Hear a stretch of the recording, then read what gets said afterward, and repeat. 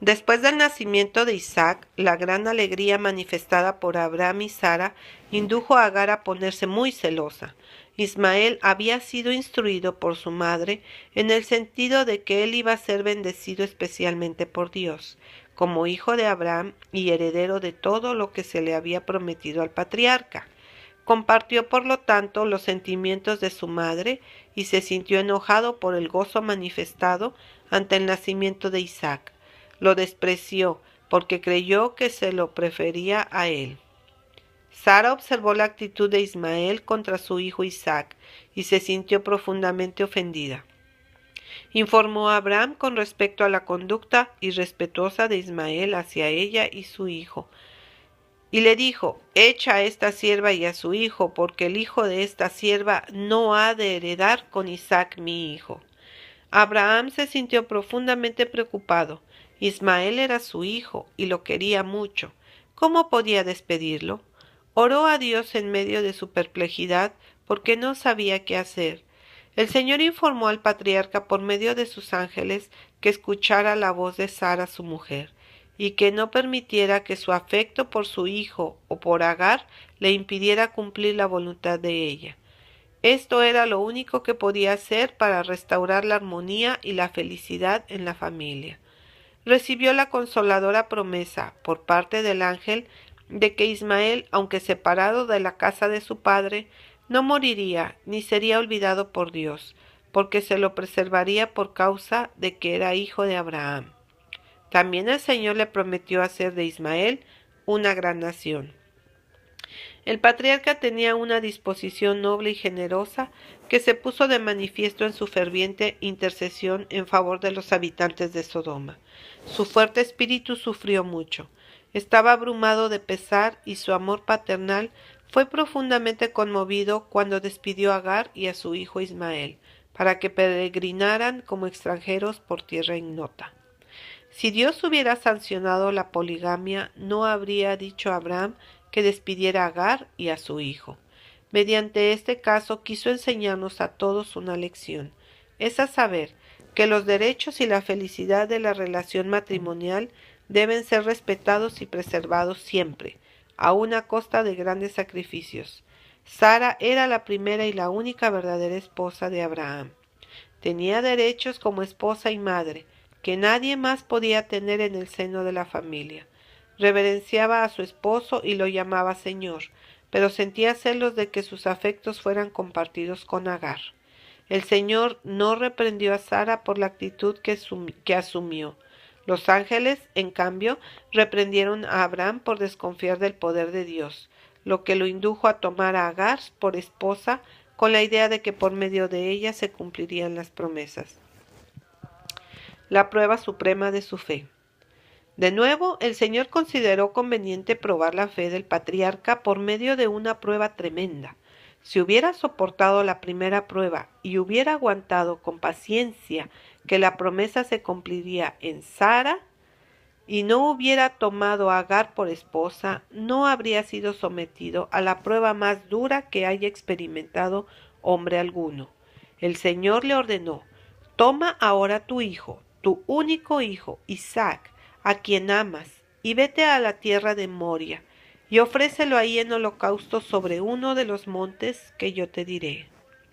Abraham no fue incrédulo ni vacilante, por el contrario, muy temprano de mañana tomó 2 de sus siervos e Isaac, su hijo, junto con la leña para el holocausto, y se fue en dirección del lugar acerca del cual el Señor le había hablado.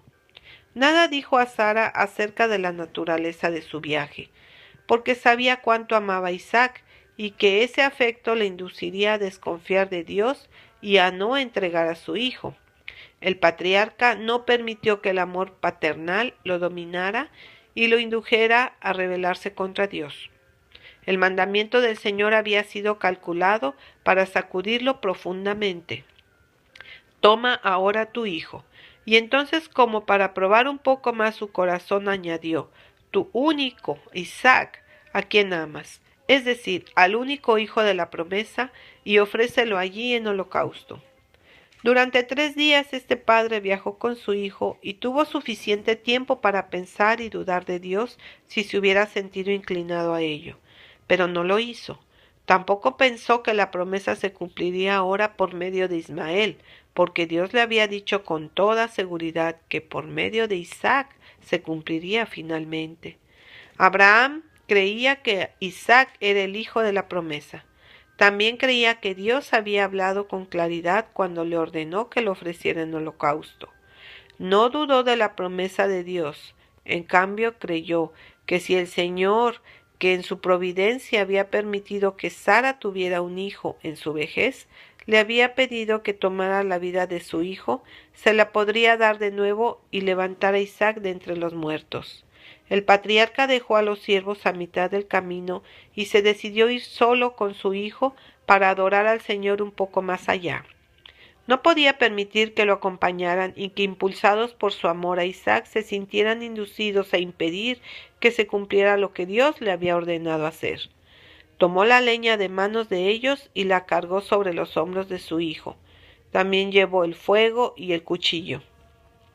Estaban listos para cumplir la terrible misión que Dios le había encomendado. El padre y el hijo caminaban juntos. Entonces habló Isaac a Abraham su padre y dijo: «Padre mío». Y él respondió: «Heme aquí mi hijo». Y él dijo: «He aquí el fuego y la leña, mas ¿dónde está el cordero para el holocausto?». Y respondió Abraham: «Dios se proveerá de cordero para el holocausto, hijo mío». E iban juntos. El decidido, amante y sufrido padre avanzó con firmeza al lado de su hijo. Cuando llegaron al lugar que Dios le había señalado, levantó un altar allí y puso la leña en orden lista para el sacrificio. Y entonces informó a Isaac que Dios le había mandado ofrecerlo en holocausto. Le repitió la promesa que el Señor le había hecho en varias veces, de que por medio de él llegaría a ser una gran nación, y que al cumplir la orden de Dios de quitarle la vida, Dios cumpliría su promesa porque era capaz de levantarlo de entre los muertos. Isaac creyó en Dios, se le había enseñado a obedecer y sin titubeos a su progenitor, y amaba y reverenciaba al Dios de su padre.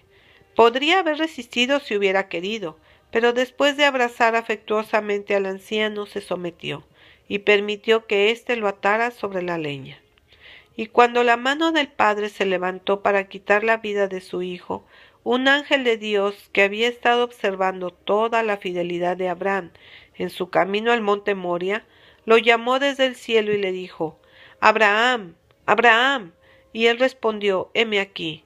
Y dijo: «No extiendas tu mano sobre el muchacho, ni le hagas nada, porque ya conozco que temes a Dios, por cuanto no me rehusaste tu hijo, tu único». Entonces alzó Abraham sus ojos y miró, y aquí a sus espaldas un carnero trabado en un zarzal por sus cuernos. Y fue Abraham y tomó el carnero y lo ofreció en holocausto en lugar de su hijo.